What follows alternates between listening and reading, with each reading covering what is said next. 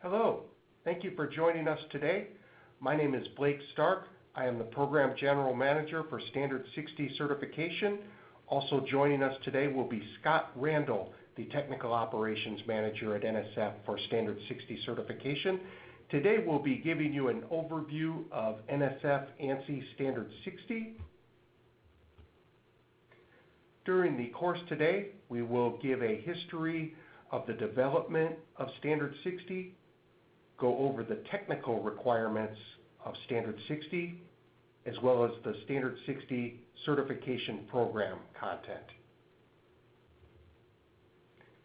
Just to provide a little bit of background about the development of Standard 60, during the 1970s and 80s, the US EPA had operated a registration program for some drinking water treatment and distribution products.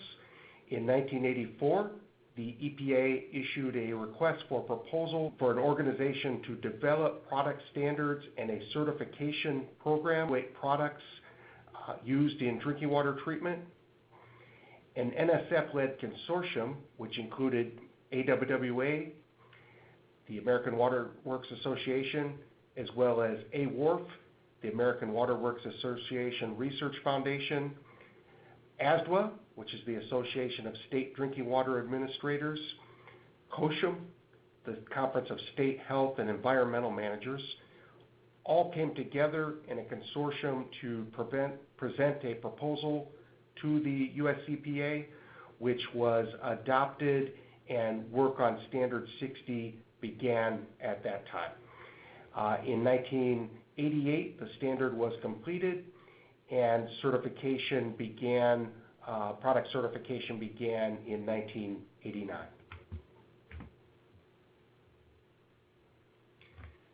Just a little bit about the development and maintenance of Standard 60. It is a consortium standard. It was developed and maintained by a consortium of stakeholder groups, which include product manufacturers, product users, which are the water utility groups, public health regulating agencies. And all of these groups together make up the Joint Committee on Drinking Water Additives, which oversees and maintains this is the group that developed the standard and maintains the standard over time to ensure that it remains up to date with regulations and technology. Stakeholder group in monitoring of the standard is the Council of Public Health Consultants. This is an advisory body. Development and program implementation includes 50 members, which are regulators and user representatives with expertise in public health, and this group review of all ballots to ensure that public health issues are addressed. Another role in the certification and monitoring process is through the American National Standards Institute, ANSI. ANSI accredits certification organizations and also approves the standards. So NSF and other certification organizations evaluate products. ANSI is the accreditation body for the certification organization. So the certification program and the standards development process are accredited and monitored by ANSI. And at this time, I would like to bring up Scott Randall, our Technical Operations Manager, to provide information on the technical content of Standard 60. Thank you, Blake. The purpose of NSF ANSI Standard 60 is to establish minimum health effects requirements for the chemicals, the chemical contaminants, and impurities that are directly added to the drinking water from the drinking water treatment chemicals. The scope of this standard applies to drinking water treatment chemicals that are directly added to water and are intended to be present in the finished water, such as chlorine and fluoride. It also applies to chemical products that are directly added to the water but are not intended to be present in the finished water. An example of this would be reverse osmosis antiscalants, and also many flocculants that are removed from the water column. NSF ANSI Standard 60, however, does not include requirements or parameters for taste and odor, for performance or efficacy of the chemicals, and does not include requirements for contaminants produced as byproducts through the reaction of the treatment chemical with a constituent of the treated water or of surface water, such as disinfection by monitoring. The certification process can be broken into 7 steps. The application process begins with a quote regarding a scope of work and ends with signing of a contract with NSF. Following that, product information, the product formulation, and its use information are collected from the manufacturer and brought in-house to NSF. NSF will then review that formulation. This formulation review determines both the conditions under which the product will be tested and the analytes or contaminants for which the product will be tested. Once the formulation review is complete, the next step begins, which consists of scheduling a plant audit and also requesting sample for the purpose of testing it in our laboratory. The plant audit can happen concurrently with chemical laboratory testing and the toxicological evaluation, so these are not necessarily going to occur in a linear fashion. Once the sample has arrived at NSF, then the testing in the laboratory can commence. Once laboratory testing is complete, then any contaminants that have been identified undergo a toxicological evaluation where the concentration of a chemical under laboratory conditions is normalized to the maximum use level for that product in the field and evaluated against health criteria. If those contaminant concentrations meet or are below the health effects criteria, then they are compliant to the standard and the certification process can continue. If they exceed the health effects criteria, then the product is unable to be certified under those use conditions. Once both the testing is complete and successful, and the audit is successful, and any issues that may have arisen during the audit have been resolved, then the product is acceptable for certification. The final step is acceptance of the certification process and a public listing with NSF's website of the product and its trade name, as well as a certificate to the manufacturer of certification, and the manufacturer is then able to use the NSF mark in conjunction with Standard 60 upon their product labeling. The information requirements in qualification testing seek to answer 2 basic questions. What contaminants can enter the water through dosing of the treatment chemical, and are they below the maximum allowable level?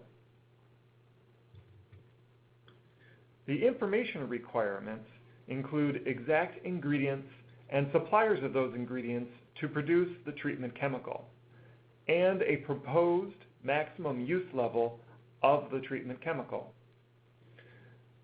It may also include a description of the manufacturing process, a list of known or suspected impurities, and possibly a certificate of analysis or MSDS for those ingredients. And some products may require product use instructions in order to complete the evaluation. This information, once gathered, is used to generate the testing battery that will be conducted upon the treatment chemical. Once that testing battery has been constructed, then the manufacturer will be requested to submit the sample to NSF, and once that treatment chemical has arrived at NSF International laboratories, the testing will begin. Products are typically dosed into water for testing at 10 times their maximum use level, and then analyzed for the contaminants of concern. When those contaminants include metals, they include the 8 regulated metals as well as several others.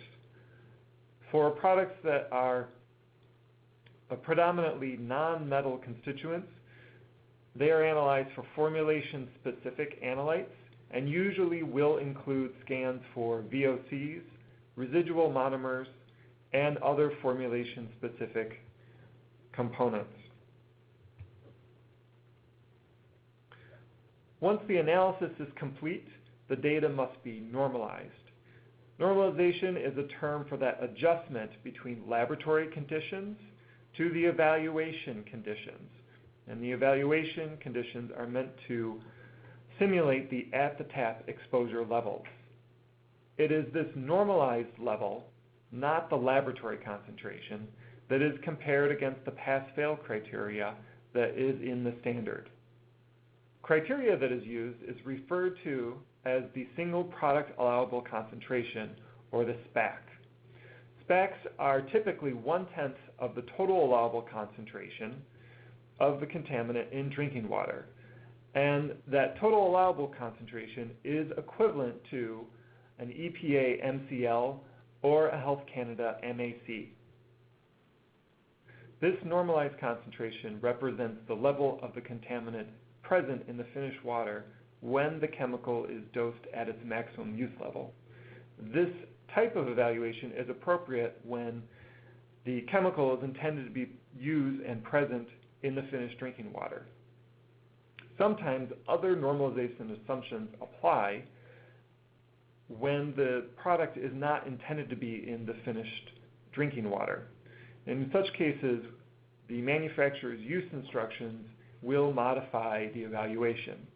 Some example product types for this include well drilling products, where the well drilling fluid is flushed from the well prior to use, or membrane antiscalant chemicals, where the treatment chemical is intended to be present in the feed water, but not pass through the membrane into the product water that becomes the drinking water.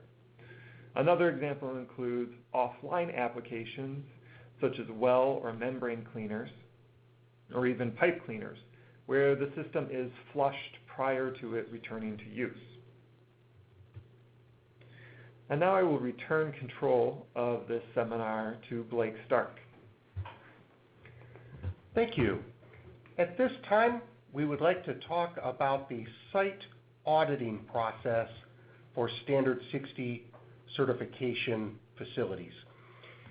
Each facility receives an annual audit, and there's actually one audit initially prior to certification and one audit annually in subsequent years. And this inspection typically includes a walkthrough of the production area, verification of the ingredients used and the sources of ingredients. For blended products, we also review batch sheets to ensure that the percentage of each ingredient is in line with the product information on record at NSF. There is a review of product quality control processes, check to identify any possible sources of cross-contamination to the product within the facility, as well as a review of the product labeling and packaging for traceability requirements. The product labeling requirements, which are checked at audits, intended to give the product trace, are listed here.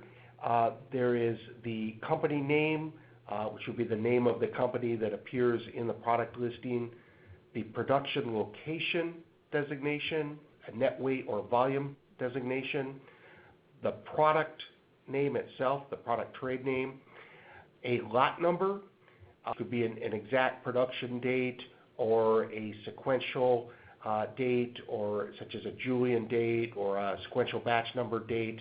Also for sodium hypochlorite products, the exact production date is required to appear.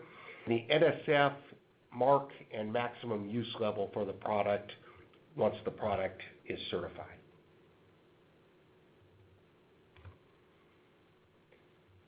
Once all of the certification requirements are met, which means that the product has undergone technical review and evaluation, qualification testing, and also an audit of the production facility, we can certify the production facility, and then the products are certified and entitled to bear the NSF mark.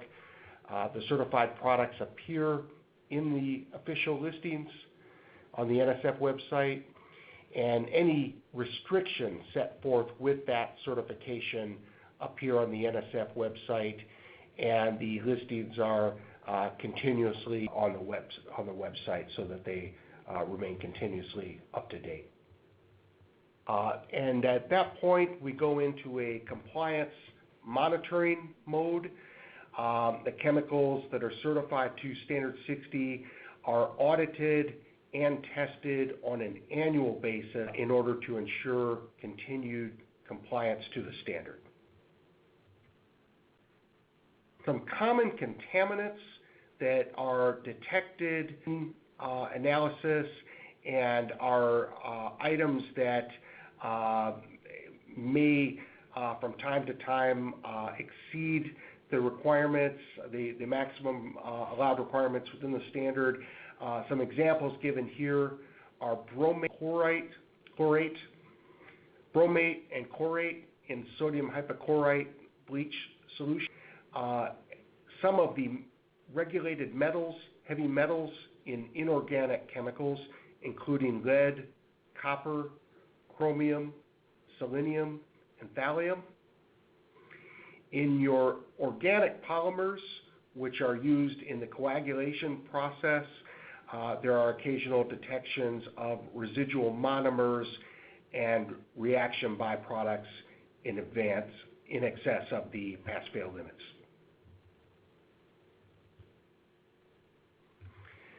This slide talks about the product failure procedures under the standard.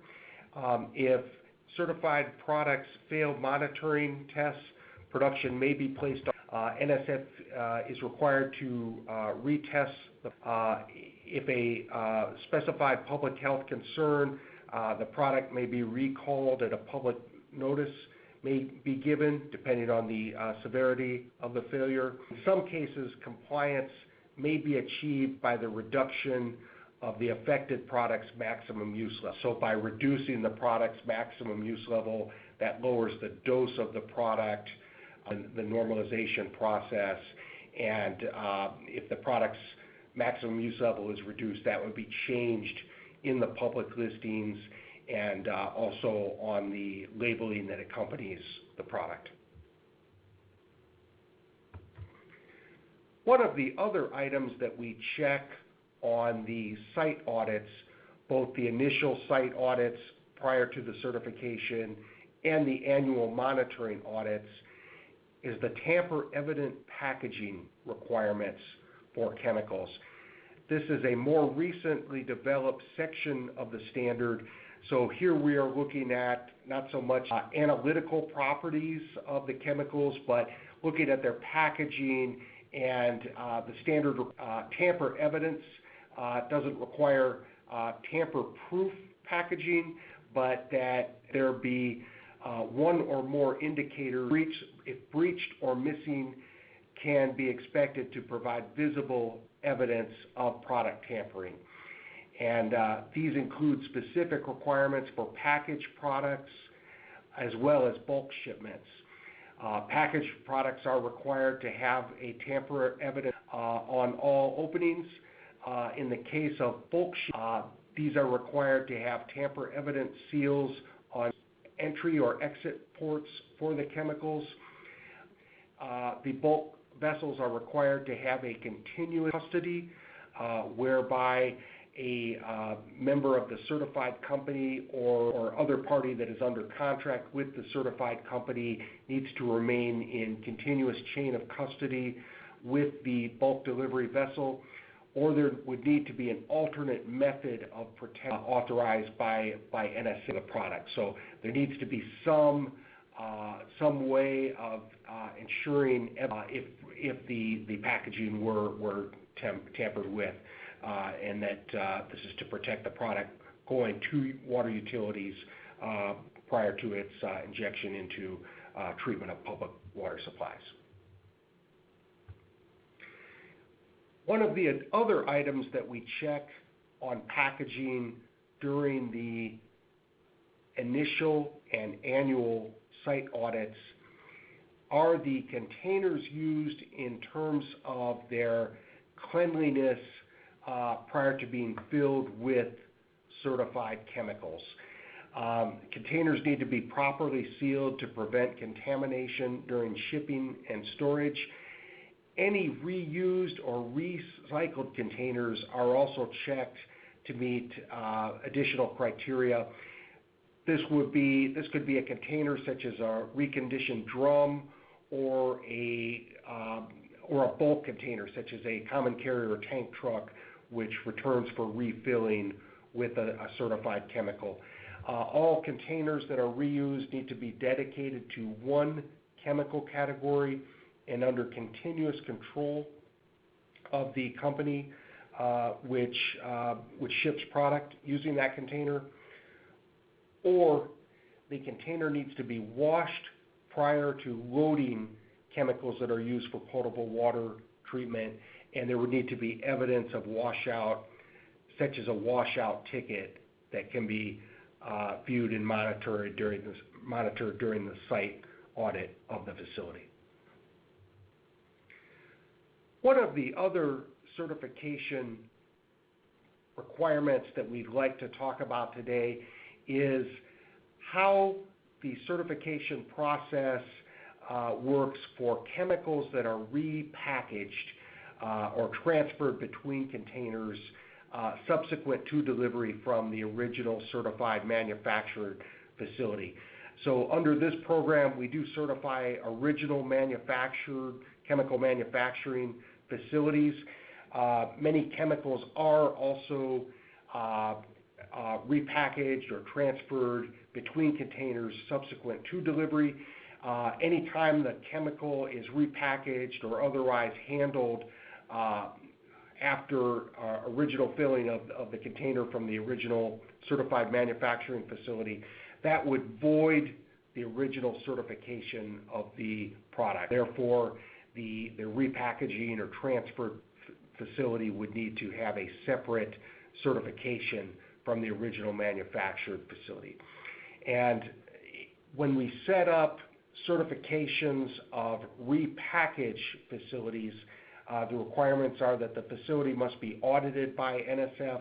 This is on an initial and annual basis, same as a manufacturing facility.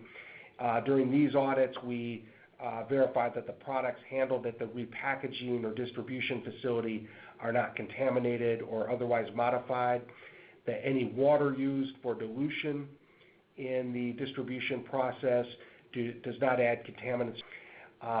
In addition, a certified repackager facility needs to have a minimum of one sample tested, both initially and annually. Repackaging facility handles a multitude of products which originally come from NSF certified sources. We typically would not need to test each product again. However, we have to have at least one representative sample tested from that facility on an initial basis, and again in future years on an annual basis. Occasionally, we will also have a facility become certified which only relabels a container of certified product. That relabeling has to be reviewed for traceability, so that does an additional audit. Typically, additional testing is not required if the container is never open and the chemical not subject to further possibility of cross-contamination. And at this time, we would like to the process for finding certified products. From our website, www.nsf.org. First step is from our homepage, if you click on the Search Certified Products and Systems tab in the upper right-hand corner, you will see lists of all of the NSF certification programs. You would select, to find the Standard 60 listings, you would select Drinking Water Treatment Chemicals, NSF ANSI Standard 60, and see a variety of listings. You can search by company name, by geographic region, just by state. You can search by product name, or there's a chemical category drop-down index that you can by chemical category as well. You can also run a combined search if you would like to look up all products under a given chemical category in a specific state or in a specific country. You can run a combined search to search for a multitude of parameters. This slide shows the NSF certification mark, which may be used on certified chemicals. Marks would appear on either the product package or on the bulk shipping documents for chemicals that are shipped in bulk. So for an actual package such as a drum or a tote, you would typically see NSF mark used on the container itself. For a bulk shipment such as you would typically see the NSF mark used on the bulk shipping delivery paper, material safety data sheet, bill of lading, or product data sheet. And this slide shows index of states which have requirements for certification to Standard 60. This is information taken from a survey conducted by the Association of State Drinking Water Administrators, ASDWA, and all of the states shown in blue have a requirement for Standard 60 certification by an ANSI accredited certification body in order for chemicals to be used in drinking water treatment. The states shown in gray require compliance with the Standard 60 with technical requirements. So there's more of a recommendation or guideline, whereas those states in blue, there's an actual requirement for an ANSI accredited third-party certification of the chemical. At this time, we'd like to thank you for joining us for the conference, and please feel free to email me with any questions. My email is shown here as well as my phone number, and feel free to call or email at any time, and I will be glad to assist with any questions that you have on the standard or the certification program or other topics regarding treatment chemicals that may come up. Thank you very much.